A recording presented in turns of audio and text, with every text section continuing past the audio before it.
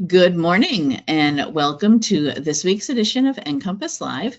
I am your host, Krista Porter, here at the Nebraska Library Commission.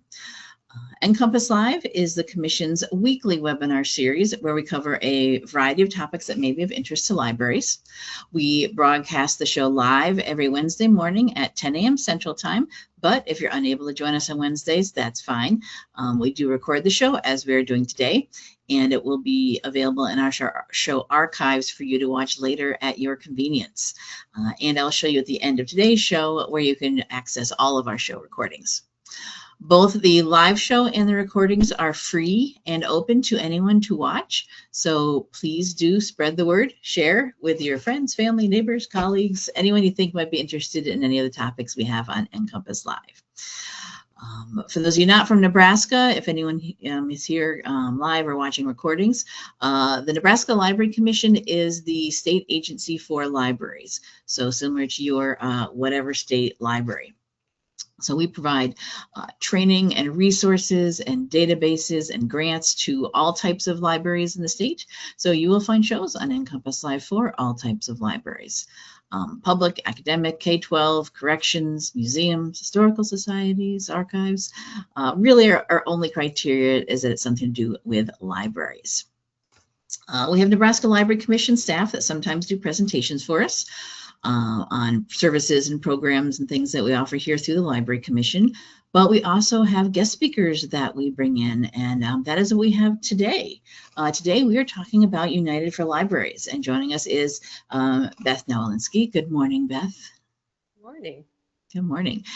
And I'm getting my screen over here. She is going to, she's the executive director for United for Libraries, and she's going to tell us all about the what it's all about, what it's for, and our Nebraska statewide membership, where you all, Nebraska library staff and board members, have access to these great resources and trainings and events happening through United for Libraries. So I will hand it over to you, Beth, to tell us all about it. All right, great. Thanks so much, Krista. All right, welcome everybody to those attending live and those who will watch on demand. As Krista said, I'm Beth Nawalinski. I'm the Executive Director of United for Libraries. We are a division of the American Library Association that works with trustees, advocates, friends, and foundations. And we've had a long-term relationship with the Nebraska Library Commission. Rod Wagner served on our board a number of years ago, and this partnership even dates back to what some of you may remember as Friends of Libraries USA, or FALUSA, it was commonly known, which was a separate organization for friends groups that actually started out of the American Library Association and then separated, and then in 2009 came back together with the trustee division to become what is United for Libraries.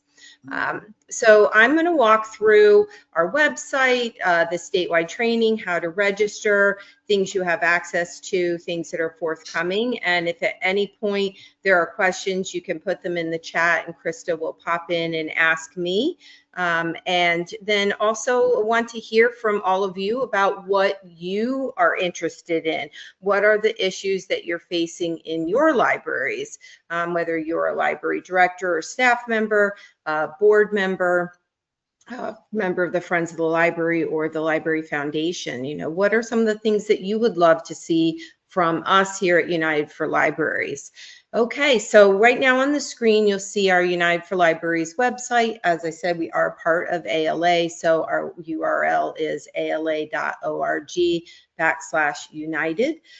We don't use an acronym. If you're familiar with ALA, you know that the divisions and roundtables and offices use acronyms. So PLA, ACRL, OLOS is an office for literacy, etc. So most of the parts of ALA use an acronym, but we don't here at United for Libraries because it doesn't resonate with our typical person that we're working with, which is generally a member of the public, a volunteer, a trustee, friend, or foundation. And of course, we are there also working with library directors and staff, because when everyone is working together in a partnership and they all have that same information, it helps all those groups work together for the betterment of the library. So if we have to shorten it wasn't, I've always just said it out and never really dawned on me that it even could be an acronym or something. Yeah. So it just flows nicely, I think. It does. It does. And if we have to shorten it for anything, we put just United in all capital letters. And yes, occasionally I've had a phone call from someone thinking they were reaching United Airlines, and I always giggle, so it's funny. We try within what we're presenting to make sure that we don't just use acronyms across ALA as well, because it doesn't, again, resonate with all of the folks that we're working with. But that'll kind of help you understand how ALA is structured. We're one of the divisions, and again, we're the only division that focuses primarily on those who don't work in libraries. So again, trustees, friends, foundations, and of course, library directors and staff. So here on the front page of our website, which you could bookmark, we put what's forthcoming, the most popular things, and the things that people are really looking for. So right now in October, we have our 21st celebration of National Friends of Libraries Week. And this is one of my favorite initiatives that we have here at United for Libraries. And it's that opportunity for friends to be recognized by the library director, staff, and trustees, but also for the friends to promote themselves. So this opportunity to do a membership drive, to put a table at your library, highlight all the things that the friends have done to support the library, the things they have purchased, and again, for the director, staff, and the trustees to thank the friends for all they do. So I'll just click and go to that page on our website real quick. And this year is October 18th to 24th. We will very soon have a link up, and I'll send it out to Krista as well, where you can sign up to receive graphics. So we provide you both graphics you can use on your website, as well as graphics and sample social media posts for all of the major social media platforms, a flyer size with editable areas so that you could print out and do like a tabletop sign, and a larger one you could blow up at like 11 by 17. So we provide you this whole zip drive of graphics basically, and you just sign up to receive that, and then we send you the link where you can download that. So they're all being updated for 2026, and we'll have those out shortly.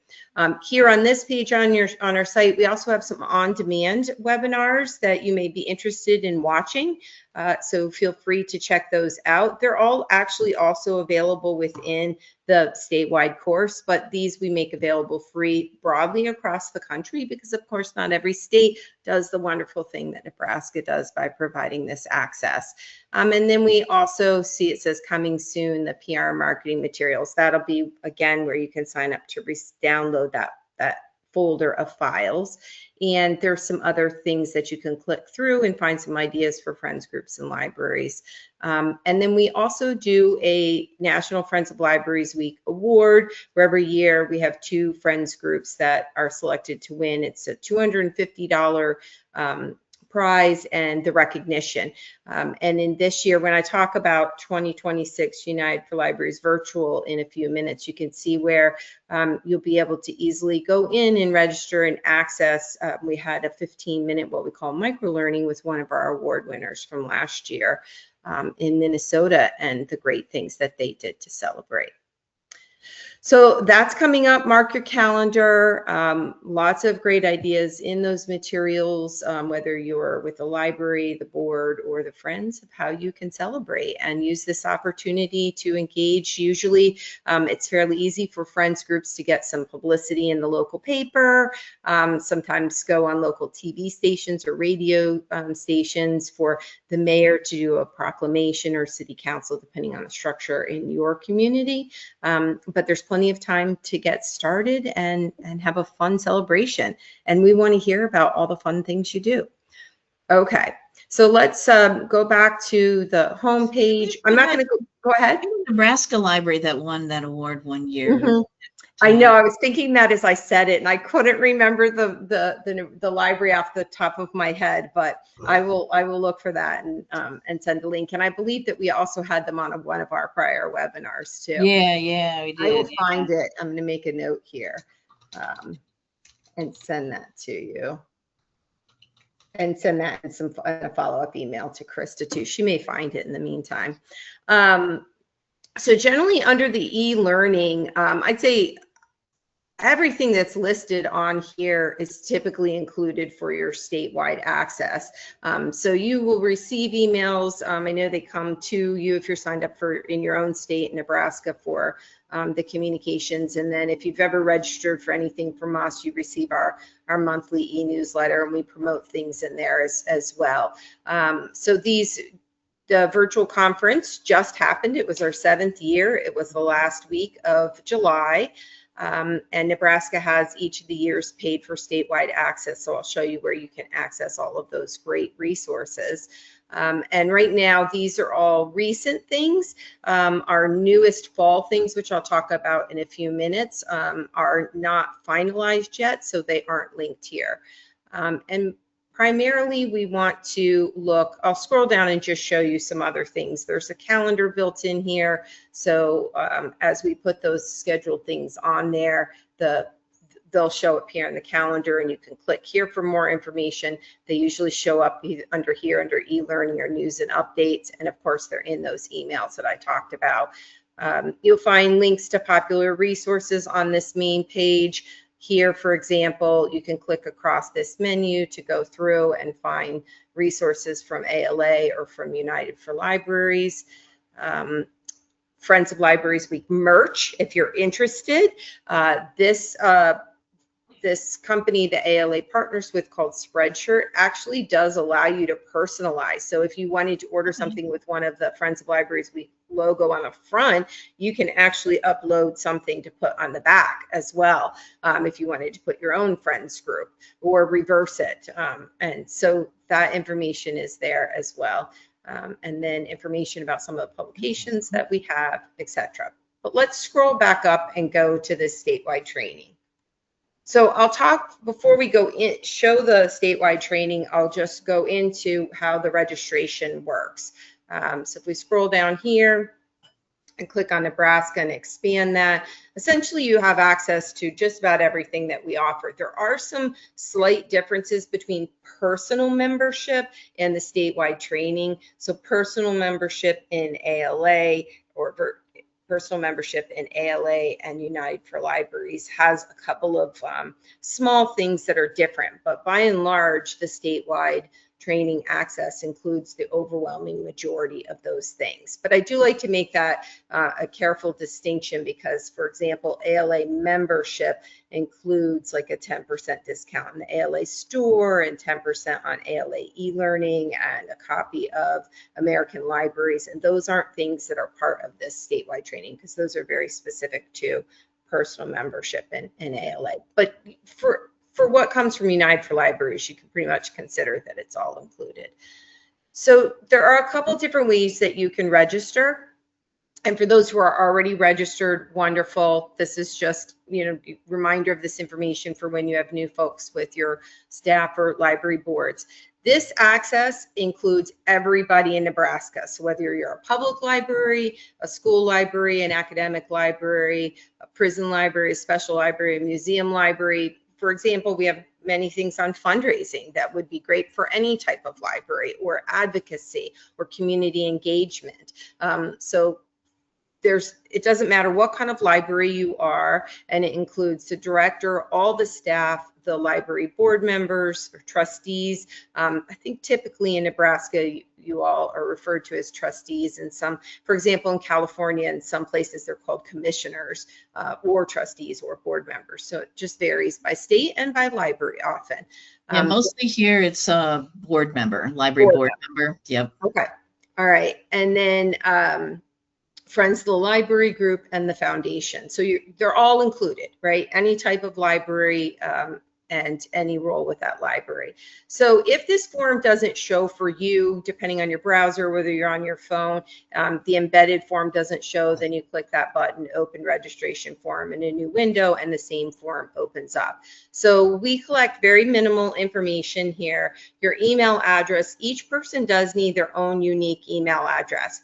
And this comes up sometimes with very small and rural libraries that might have one email inbox for that library. And so if multiple people are trying to register under that email address, we can't give you unique logins. So I suggest you can go make a free Gmail address, for example, or a free Proton Mail is popular right now too, or Yahoo, or whatever you're working with your ISP or an email provider, because each person does. We do have a question about the registration that I want to address right now so that we can make sure everyone understands.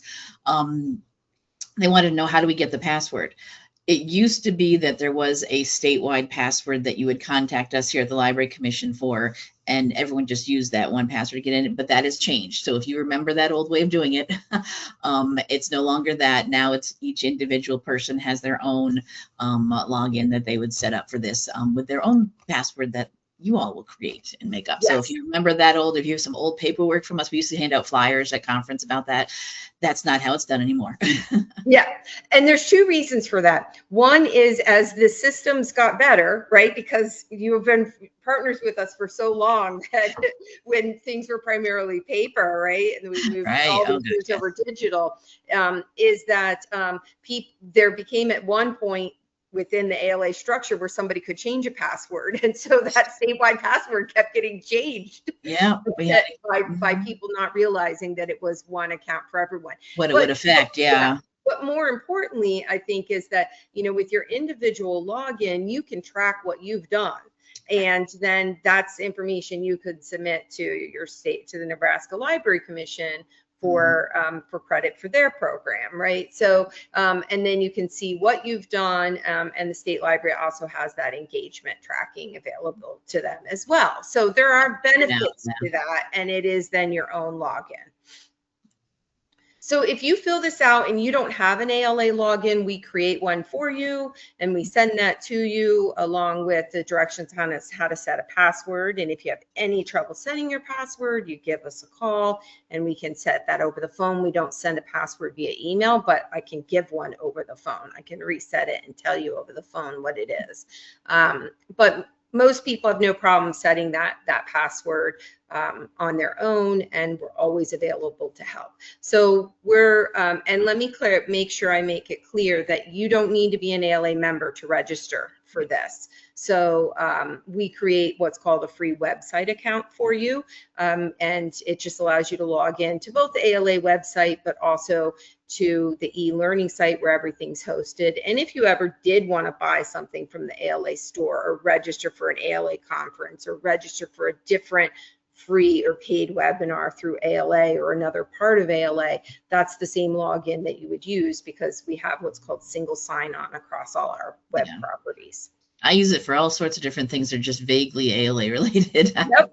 Yeah, because there's often free webinars that ALA does, but you do need a login to be able to access that. We ask about your primary role. If you click other, it asks you, okay, what is your primary role? This is just some demographic information to help us see who's, what role people are that are participating in different types of training that we do. How you hear about the statewide access, that's just, again, helpful information to see where's information getting out, what you're most interested in. And then we include some of the additional things that are coming up. So these all are recent things, and as the new e-learning comes on in the fall, I'll put them here as well. So this form, if you fill it out and you check none here, then you'll go in the statewide training course that I'll show you in a few minutes. But you can also opt into some of these additional things as well, and then I'll go ahead and pop you into those additional courses. You can always do it yourself through the statewide training, and I'll show you that. But then it's a little one-stop shopping here. I don't include everything that you have access to because the list would be way too long. This will always have the most recent and the upcoming e-learning, and will pop you into those courses. And if you don't check it here, that's okay. It's you just get it late. You can just go to it later and find it. It's not like this is the only way to access these things. No. Correct. Yep. There are multiple ways. For example, the Stronger Together Power Partnerships for Library Leadership webinar shows in the ALA e-learning catalog. And if you go to that page, there'll be instructions there if you're in Nebraska for how you get access to it. But, and I'll say this many times during this, this time here with you, is that you can call us at any point, or you can email us at any point. Our email address is united@ala.org. So united@ala.org, and we will help you. We watch those emails evenings and weekends and holidays because, yes, board members, friends, and foundations are sometimes accessing training on holidays. It does happen, or during holiday breaks. So, you know, we monitor those evenings, weekends, and holidays, and of course during business hours. And the form does say to please allow one business day, but it rarely, I mean, usually I'm checking them twice a day. And then on the weekends as well. And if there are any requests, I go ahead and handle them at those times. So it's rare that it takes that one business day. But again, anytime you have a question, you can reach out to united@ala.org. Okay, so I said there were 3 ways. This is one. The other way is just email me at united@ala.org. It's helpful if you go ahead and include your full name. Of course, your email address is the one you're sending from, the library you're associated with, and your primary role, because if that's not in there, I'll reply and just ask for that information so that we can set up that account for you. So that's no problem. You can just email. We'll get that. We'll take care of that. Sort of a part 2 of emailing there is that a library director is welcome to just send a list to board members. Send a list of your friends' board members, your library board members, your staff, whoever you want to be registered. This is something that happens frequently in Nebraska. I'm always happy to help. For example, for the virtual conference, I had a couple of directors who just emailed the list of people. We got them set up and sent everybody their individual emails. So that is also another way. Don't sit there and fill out that form. If you as a director are attempting to fill out that form 7 times to put each of your board members in there, don't waste your time. Just send me one email and list the folks on there and say, here's my board, a library board, and give me full name and email address. Now I already know which library they're from, what their role is, and you've given me their information. And then the final way is you can always call. So our business hours ALA is based in Chicago, and the United for Libraries office is actually based in Pennsylvania because that's where Friends of Libraries USA was. So it's basically 9 to 5 Eastern, our typical business hours. I do want to let you know that our phone system is set up to go direct to voicemail after business hours. So if you call it 501, it will go to voicemail. But if I'm still working, I'll get it and I'll handle it. So not a problem. So any other questions on registration, Krista? Not yet. Okay. Yep. Like I said at the beginning, if you have any questions, go ahead. There's the new place to look for it is there's the speech bubble with a question mark in it. Click on that. It will open up where you can type in any questions or comments or anything you want to share or ask about. Okay, great. So the login that you have, if you have an existing login to the ALA site, that's the same login you use to the e-learning site. And I'll show you that in just a moment. But if you are new to this and we're giving you a login to access the e-learning site, again, it's valid here on the ALA site. It doesn't get you access to ALA membership things, but it does give you access to anything that requires a login, which may be registering for a free webinar from ALA, for example, or if you wanted to purchase something from the ALA store. Let's say you wanted to order some Banned Books Week materials, for example, or library card sign-up month posters or bookmarks and stuff. You still need a login, and that same one works for all of across all ALA properties. All right, so the ALA e-learning website, and this is where all of the things are hosted for on-demand access. Now, some folks just attend everything live or most stuff live, and then they rarely come in here and access anything on demand, and that's fine. But it's always here if you miss something or you want to go, you're newer in your role and you want to go back and see what's there, because so much of what we are presenting is evergreen. Now, the COVID era things are no longer in the course because they aren't applicable here in the same way they were 5 years ago. But most things are evergreen and stay on here for a long time. We have a committee of our board that looks at our materials each year to see what might need to be refreshed or replaced. So a topic that we did 3 years ago for a webinar might come back with different speakers and in the, for example, in 2027 as we're planning out those, because perhaps there's some things that have changed. Of course, there are over the past 5-6 years, we've seen a huge increase in materials challenges, program challenges, etc. The need to update library policies around collection development and policies for reconsideration. So those materials get updated on a more regular basis right now because so much is changing.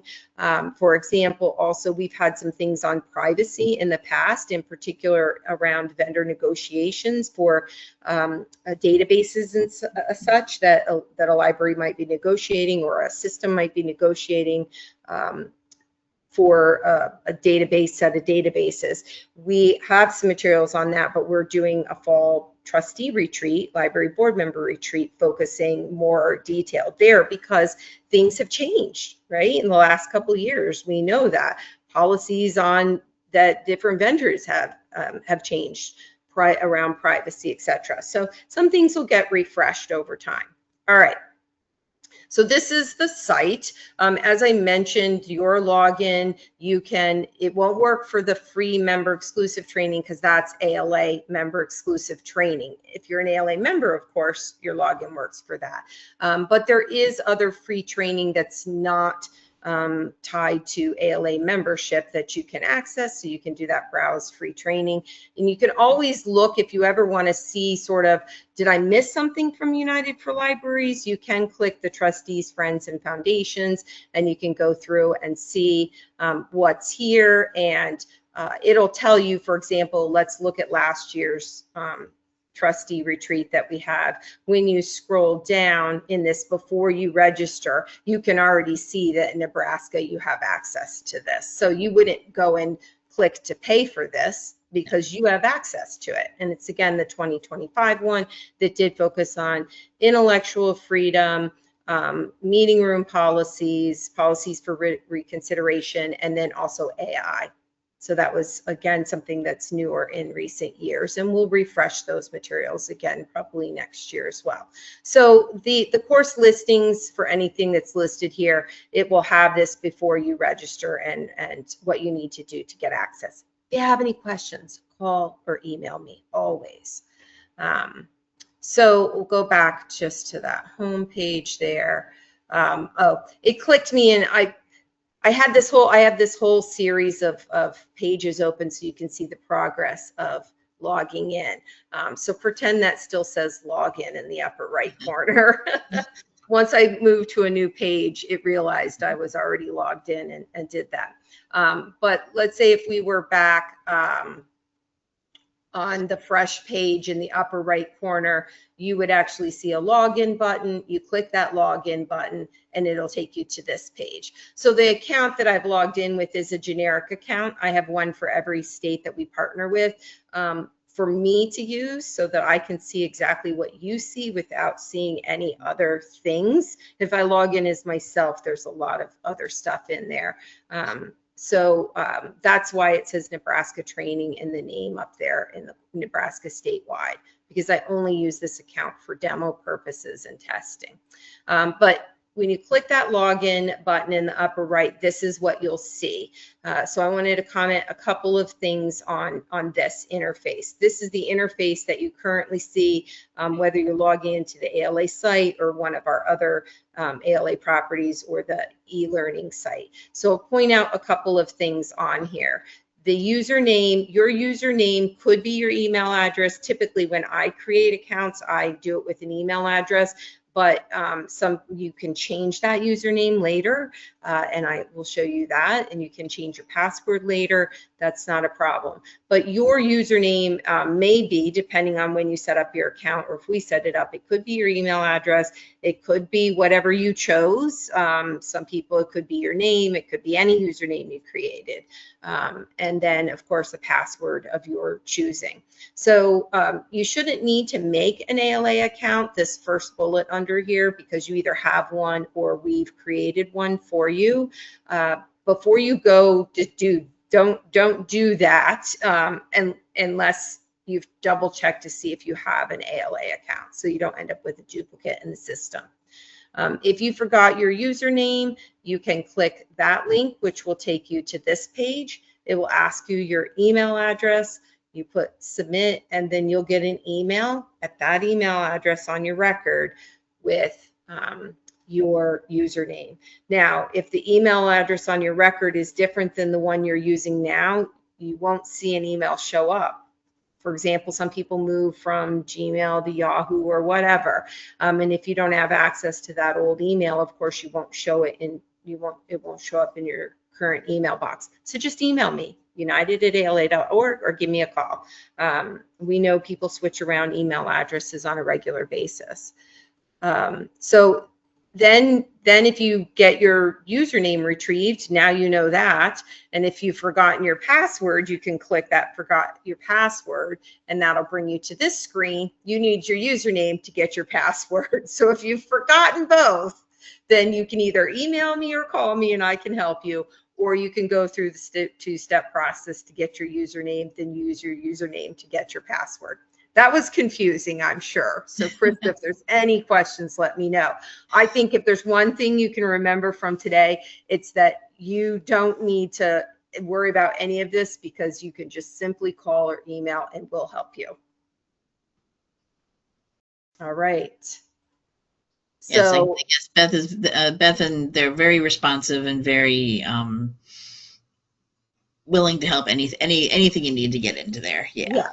Yeah, and also, in recognition, of course, that Nebraska has many very rural areas. I don't think, again, we've been partners for so long that I remember a time when, 20 years ago, 15 years ago, we might have sent a CD-ROM out with something on it to a library because their internet access was not good. We haven't had something like that in quite a while, but I will just say that if there is an issue, know that we record everything, and the recordings are always available on demand, and we will work with you in whatever way you need to make sure you get that access. But we have on occasion made a video file downloadable, because when somebody wants to run a playback for their board, they're not really sure whether their internet is going to be steady and strong, and we can do that. We can create a temporary download where you can do that. So it doesn't happen very often, but just know we're here to help.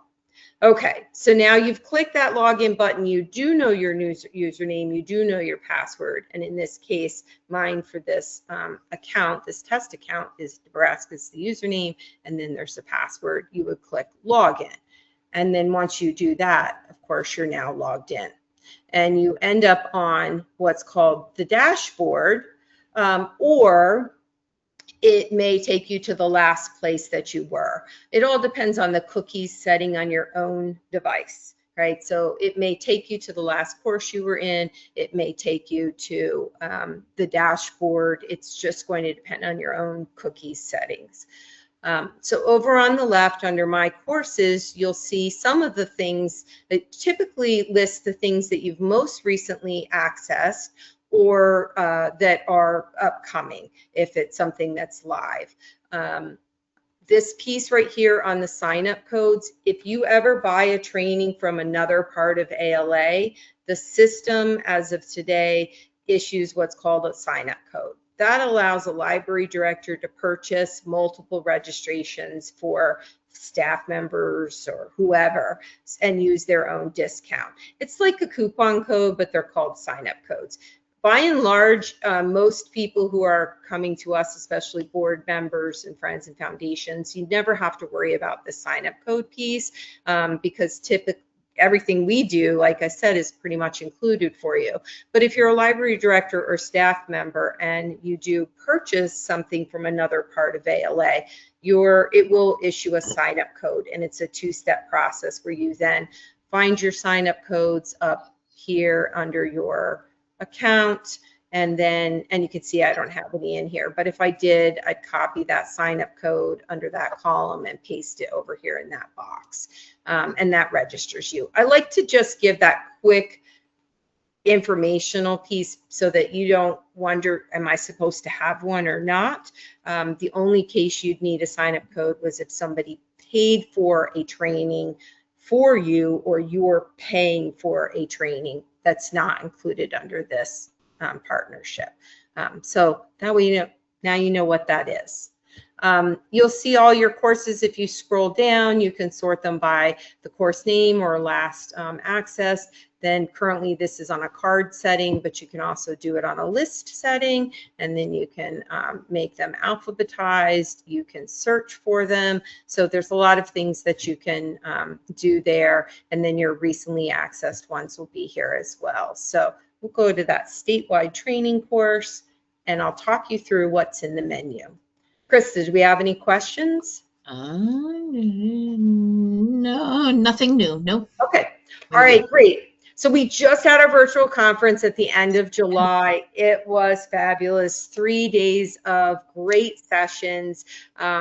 You have access, and I'll show you in a moment, where you can access the past historical virtual conference as well. This is the third year where we've done it as a trustee or board member day, a foundations and fundraising day, and a Friends of the Library day. But you in Nebraska have access to all 3 days and all of the micro learnings that were interspersed in there. So I'll show you that in a moment as well.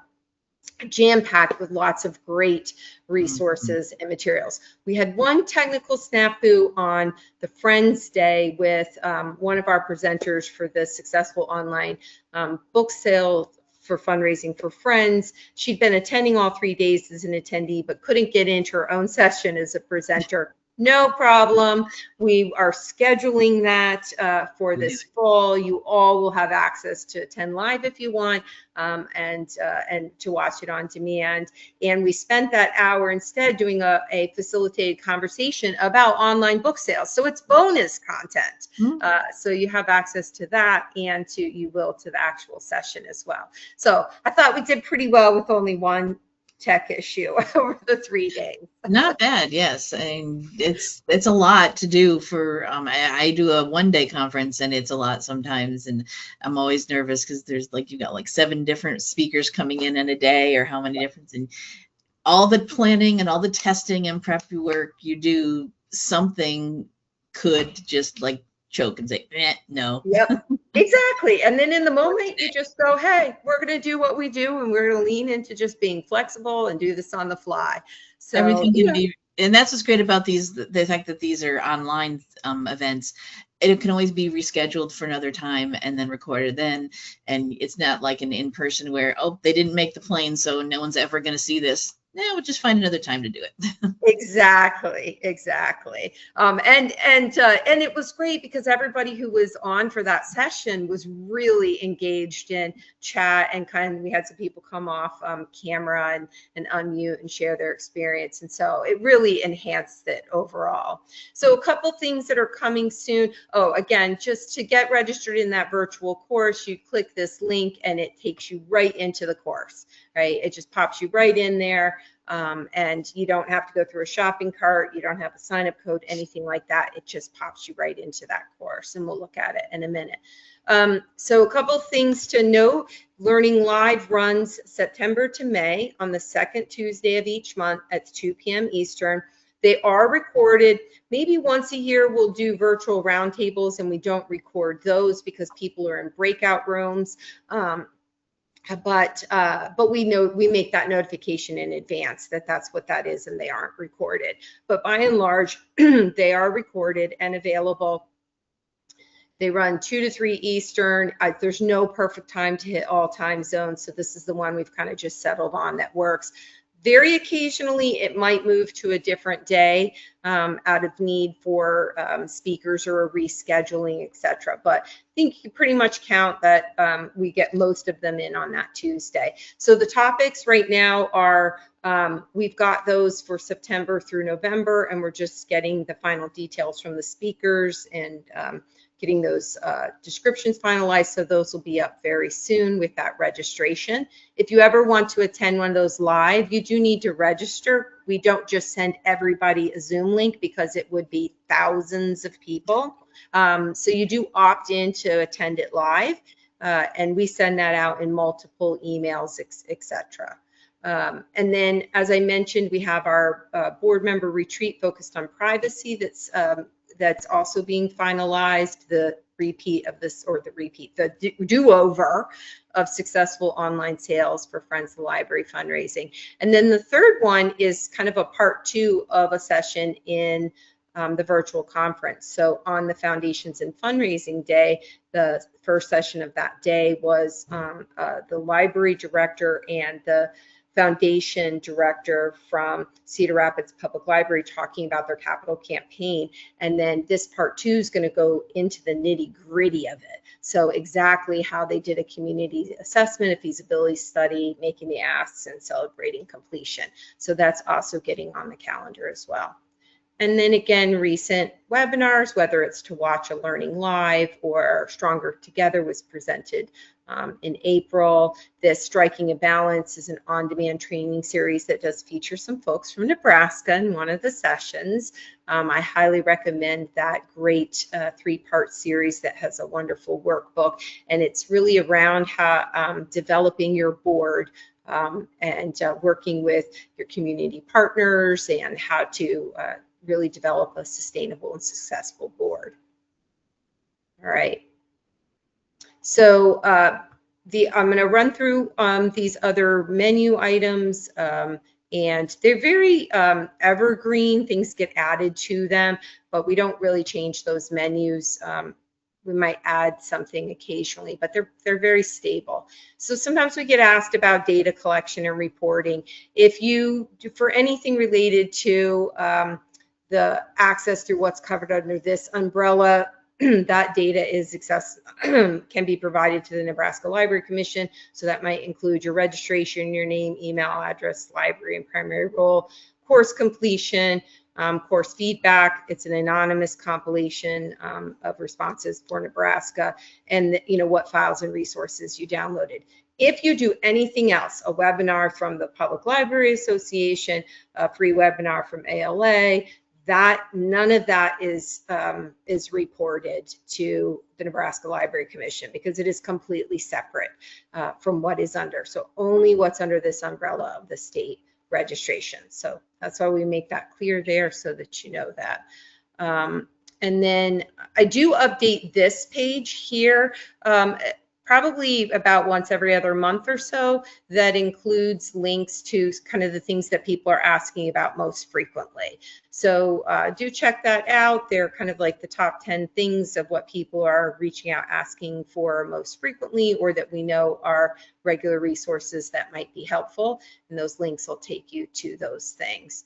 So under resources, these are not webinars here. So under this tab, they are graphics, the publications, the tip sheets, and our old copies of our old print newsletters, downloadable, because again, tons of evergreen ideas in there as well.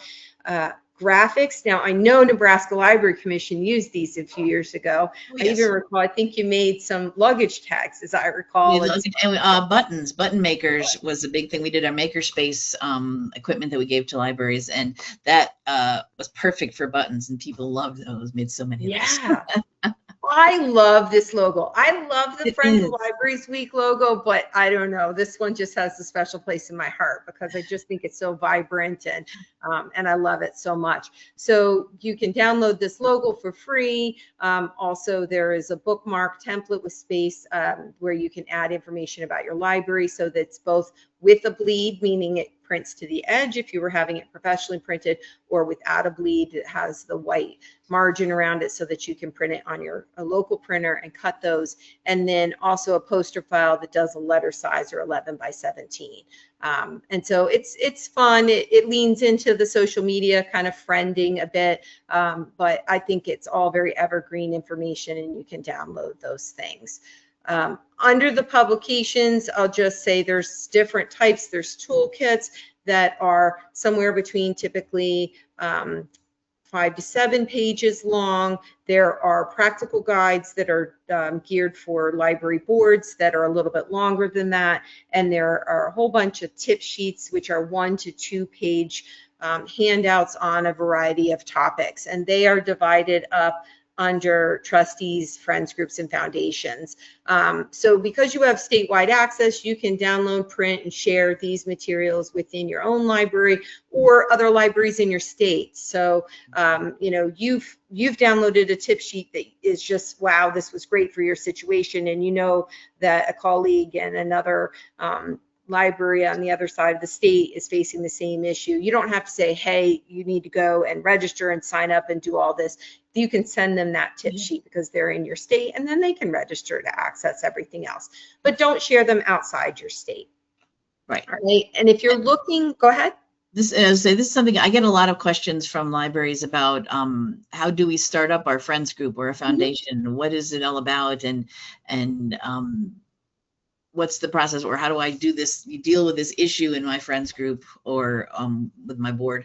And I refer people to these things all the time. So these are very good resources. I don't have to like recreate, here's what a friends group is and here's how you need to do things. I just send people to these. I said, here, go ahead and look at these, or let me send you something. Yeah. Like same thing. I find them in here. I download them and here's something we have. And by the way, don't forget to check into attending, looking at this stuff yourself. But yeah. Great. That's wonderful to hear. And I love that. And we work on creating new ones all the time and refreshing. Again, we have a committee that looks at these and says, hey, we need to update this, and we'll update those and load them in. They are PDF files, so very easy for folks to open and print from. And if there's a topic that is coming up frequently, then we'll create new ones as well. So the other thing that I like to say about this is that we're trying to hit all learning modalities, right? So you've got a tip sheet's a very basic kind of top 10, they're not all structured as top 10, but the top things you need to know. It's really starting to get at that surface level and maybe a little bit deeper on some. And then a toolkit or a practical guide goes more in depth, and then a webinar is going to go even more in depth, typically, with a lot more, and it's presenting in a different format, obviously, that may come with additional resources as well. So we do try to try any topic we cover, for the most part, to try to have something in each of those 3 categories. But if there's something you say, email and say, Beth, I'm having trouble with this, or I'm looking for resources to help my friends group with new fundraising ideas, then I can send you the list of things that I think will be helpful for you as well. And then we also get questions about this a lot. There are actual books in here that you can download. So 101 plus great ideas for libraries and friends, and even more great ideas for libraries and friends I have on my bookshelf back here. There's multiple copies of each one. They're out of print. And while some libraries might have them, or you can get them through interlibrary loan or buy them on the used book market, they are like recipe books. So you can flip through and say, oh, this sounds like a great idea. And then it'll lay out, here's what the idea was, here's how they did it, here's the outcome, and then what were the lessons learned. I hear very frequently from folks about how much they love these. So they are PDFs and they're larger files, but download them. You'll find a lot of great ideas. So I know we're got about 9 minutes left here. these next few tabs go pretty quickly. So Learning Live, again, we've talked about that. How do you find all the past Learning Lives? They're all here.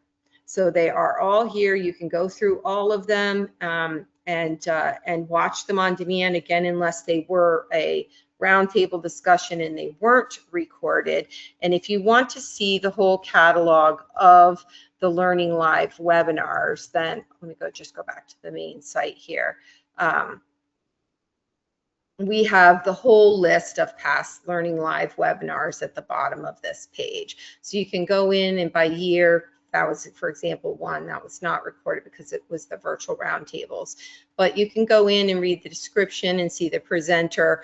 And again, if you're contacting me for any particular topic, then I would send you a list of things I think would be helpful. About once a year, we try to do this Ask the Experts, where when you register, you let us know what question you want to ask, and then we pose that to our board members who are presenting for that, and they answer that, and we provide follow-up resources as well. All right, so let's go back in here and I'll just show you, let's take, for example, April. This was a really fun one on kind of communication and getting your message out there. And this speaker is actually a member of her local Friends Board, and she's a professional presenter as well. So she's really fabulous. So these are all set up in very much the same way, where you'll see a link to download slides or a handout if there is one. Then the video plays right here in the screen. You can full screen this. You can turn on closed captioning. You can change the speed of it. And I'll show you a little trick here. If you go in the upper left corner of your screen and click that, what looks like a little hamburger, that actually will make the screen larger. But by simply clicking the full screen, it will take up the whole screen. And you can do this on your phone, on a tablet, on your PC, your Mac, whatever. So you play the video that's in there, and then after you play the video, you can download a certificate. So all of those things are set up in here in the same way. So live webinars, again, the fall ones will be posted here shortly, but let's say you wanted to go to Stronger Together, it's going to pop you right in that course, okay? Video and handout, just like we saw with the Learning Lives, plays right here in the course, right? And then a huge catalog of on-demand webinars. They're categorized by advocacy, friends, groups, foundations, and trustees, and then one page that has all of virtual on it. A webinar might be under 2 pages if it's applicable to more than one audience. But I had mentioned earlier about how you have access to all those past United for Libraries virtual. So here they are. Again, you click the little link and it'll take you right over into the course. So right there, you bypassed a shopping cart and you just went right in there. Okay. So let's go back. Oh, I went too far back. Okay. So again, on that virtual page, you'll see that you can go through and see the past sessions from all those years and go into them. And then the final tab is the trustee training that takes you into Short Takes for Trustees and or Trustee Academy, which has Short Takes for Trustees or short videos, and the Trustee Academy has longer videos. And those short takes, I would also recommend those as well. We have, and we hope that library boards will do a lot of training and education and lifelong learning, keeping up with things, but we know that they don't always have the time. These short videos, we definitely recommend. You can watch one at the beginning or somewhere during one of your board meetings. They're about 5-10 minutes, not even, depending. Depends, yeah. The newer ones were a little longer because intellectual freedom's been such a big topic. But they range, I would say the shortest one currently is 8 minutes, and the longest one this is one of the longer ones, but they aren't they are very manageable in a board meeting. Right. So you could play them, have a discussion, learn about the topic, and then you can earn that continuing education credit for watching it at your board meeting. But these are great things just to toss in as a little extra thing for your board members to do that's maybe not as intimidating as sitting through an hour-long session. Yeah, absolutely. And they're done in an interview conversational format. So they're not somebody sitting at a screen kind of pointing a finger saying, you must do this. So they're very approachable, I think, as well. We are this fall looking to do some where taking our longer form trainings and excerpting out like 5 minutes and then making those 5-minute kind of teaser videos available. And then people can learn something in that teaser and then, then delve into the longer form as well. So we're working on that for all of our fall training to see how that will work out and how we'll present those. To your point on the call it certification, I'm sorry. Yes.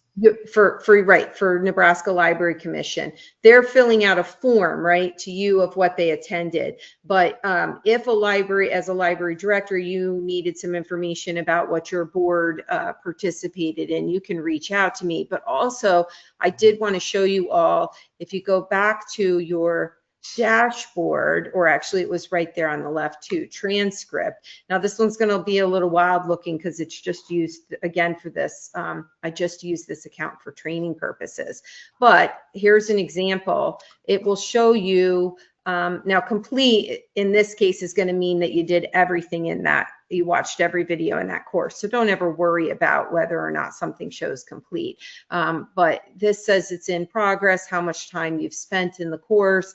And if you have earned, let me go down so I can see. I think I don't in this particular account, I haven't completed anything with a certificate. But if you watched a video and then a certificate was issued, then in this column where it says certificate, you actually could click on the certificate. So you can find the certificate in the course, but you can also find it here in your transcript. And you can download this transcript as well.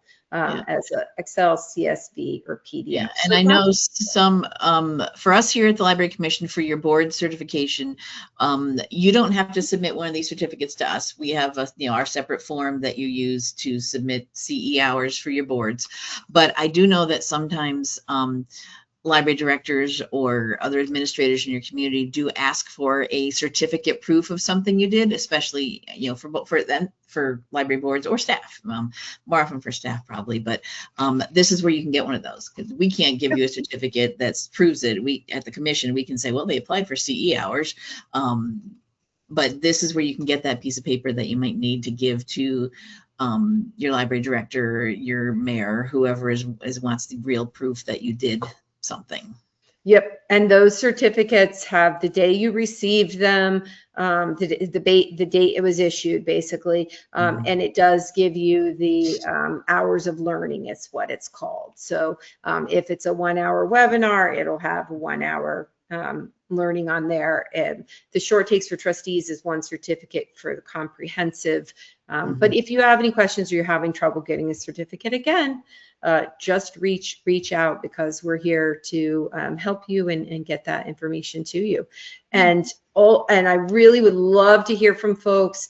Email and say, I would love to see information on XYZ, and I might be able to say, hey, we've got these couple of things, but you know what? I'd love to refresh this. Something that came up in one of the sessions during virtual was around, we had a session on author programming, and something that came up was questions around doing festivals, book festivals with authors in attendance. So we are in the process of seeking out some libraries and friends groups and foundations that do either participate in local book festivals or literary festivals, or hold one themselves, and we'll put together a session on that. So we love to hear from folks. That's on the fun side, but we also do them when there are challenges. So this building a stronger relationship with your library board actually came from a series of questions and requests for help from both trustees or board members and directors about how to really build that relationship. So what we're putting out there is in direct response to the needs in the field. And we have a comment that did come in, which is what I was saying too. One of our library directors, Tony, our library board appreciates the short takes and discussion questions. That's true too. It's not just watch a video and that's it. There is extra info in there. And he says we can easily fit these into our bi-monthly meetings. Great. See, Wonderful. But now this is someone actually doing it. Yeah, that's great. And it just reminded me too that that's something we could do for the longer form things as well, is have discussion questions. They are baked into those short takes for trustees, but I think it's a great idea to add to some of the longer form things. Sure. And also when we do these shorter excerpts that we're talking about, kind of also having some questions to prod discussion and thoughtful questioning about next steps. So I made a note here. Thank you so much. Yeah. All right. Well, I think that is that's it from me. Okay. Great. Yeah. It's just a little after 11 o'clock. Not a problem. As those of you who join us regularly know, we don't cut things off right at 11 Central Time. If you do all have any other questions or comments, definitely type in the questions section there. I did have, someone did mention, and I asked about, and this is for me, about the whole certification with boards and whatnot, and I will talk about that then. Yeah. So you all know where this all then feeds into our certification program we have here at the Library Commission. Now these resources here through ALA, through United for Libraries, they're for all library staff, as Beth said. Let me see if I'm trying to get the right page. Well, can I add a comment there? Sure. So, we found that staff that are doing their own professional development, who may want to consider becoming a library director in the future, right? You're doing that personal professional development. There are great resources in there about working with boards. And we know that by and large, when you go to library school, right, you go work on a master's degree, it's not typical that you have training and coursework on working with boards. Yeah. So it's really wonderful. Consider that for your library staff. The short takes, for example, are fabulous for folks to learn about what it means to work with a board, and from both sides. If you want to serve on a board in your local community, understanding that role. But we are finding that there's a good number of library staff who are doing them, even if their role isn't to work with a board or to work with a friends, because they're learning that for a future role they may have in their library or in another library. Yeah, and it's good to know. Yeah, why do boards exist? What is the whole purpose of what we're doing here? Yeah. So this is for anybody and everybody in Nebraska. And I want to pop back here before I forget. We were talking about this earlier. The Nebraska library that did win the National Friends of Library Award, it was back in 2017, but it was the 26th award winner. Holdridge, our Holdridge area public library, Friends of the Library, was the one, and that won it back then. So if you think your friends group is doing great work, nominate them for, I guess next year would be the next one to do. Yeah, it will open in December, the award form. We also used to have another award that was for friends groups, and a Nebraska library won that as well. It was the Baker and Taylor Award for innovation, and we had a Nebraska library that won that, and we did feature them in a webinar too. But unfortunately, that award is not currently being given. As you all know, Baker and Taylor is no longer in existence, and we're taking a step back and looking to see if we can find another sponsor for that award. And that award was $1,000. So it might come back. That was the first one that I found. And then we were talking about the Friends of the Library group, and I was like, wait a minute, which one? So yes, that was awesome. Yeah, this is the recording when we talked about that here on NCompass Live in 2020. And it was our Keene Memorial Library in Fremont. Laura England Biggs, she is still the library director there. They won that award. Yes, you want to hear about what they were doing there in innovation. And Keene, this is a library that, if people may remember, and you might remember, Beth, they had the Dave's Drive-In, which was a drive-through liquor store. That's right. Which was also the book sale for the library. Yeah, I love that. And I have to tell you, and nobody panics, it's okay. They closed down for like a year, 18 months, and they totally switched gears, and it is now Dave's Coffee and Smoothies, but it's Wow. still the drive-through for the book sale for the library. So So they just cool. switched like a business model from being liquor to being coffee and smoothies instead. Right. Which, hey, either one of them goes. I'm seeing But more and more library friends groups and foundations doing partnerships with breweries. And in fact, when I mentioned that Minnesota library, Moorhead, Friends of the Moorhead Library, that's in the micro learnings of 2026 virtual, they did a partnership also with a local brewery, and we're going to be featuring them on another webinar that goes more into detail with that. And a bakery as well. Our Norfolk Public Library did that. Jessica Chamberlain, who's one of the people that was in one of your sessions, they did, and I think it was something like a new a new beer named after the library somehow. I don't know, somehow connected. Yeah.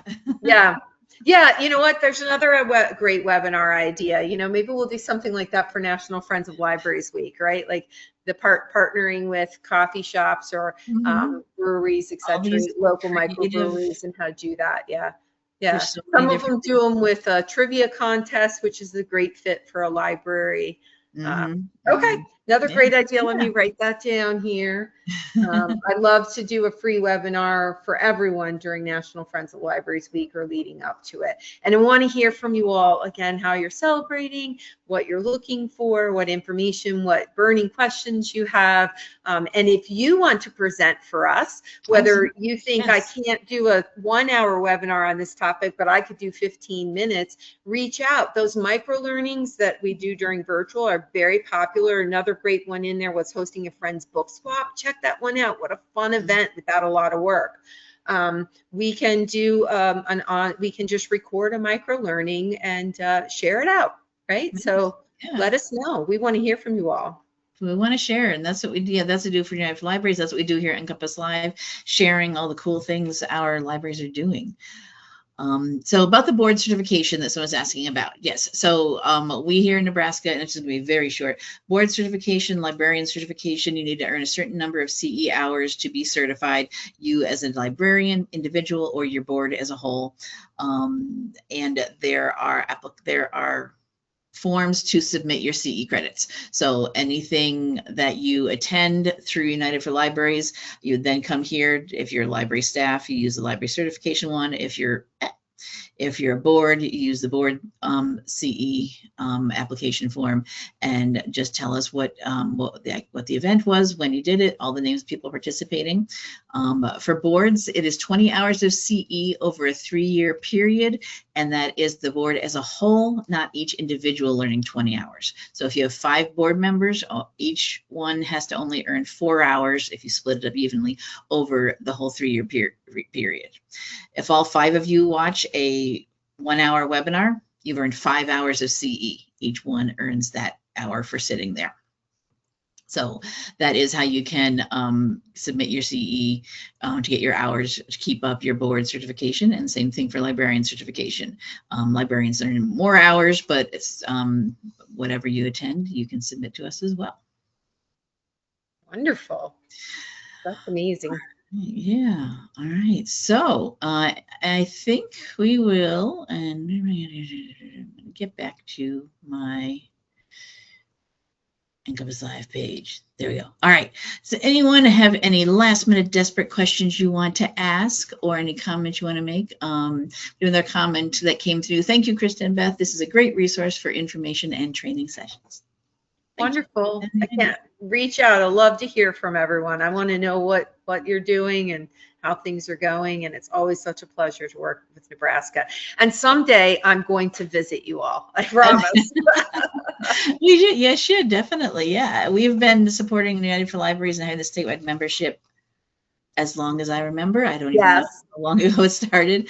And it is something we'll always keep up because it is very used a lot, and it is so useful for all of our boards and staff. Yep. Keep up the great work, everyone, and we'll be in touch. Yeah. All right. So thank you so much, everyone, for being here. Thank you, Beth. Good to see you again. As I said, the show is recorded and it will be available by the end of the day tomorrow at the latest. This is our main NCompass Live page, and underneath there is our link for our archive shows. most recent one is at the top. And that is where today's will be. We will have a link to the recording, which goes onto the Nebraska Library Commission's YouTube channel. And if you saw earlier, I did a search here. You can search to see if when I was trying to find that previous session that the Keene Memorial Library was in.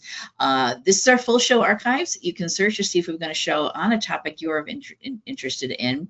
You can limit it just the most recent 12 months if you want to, or just search everything.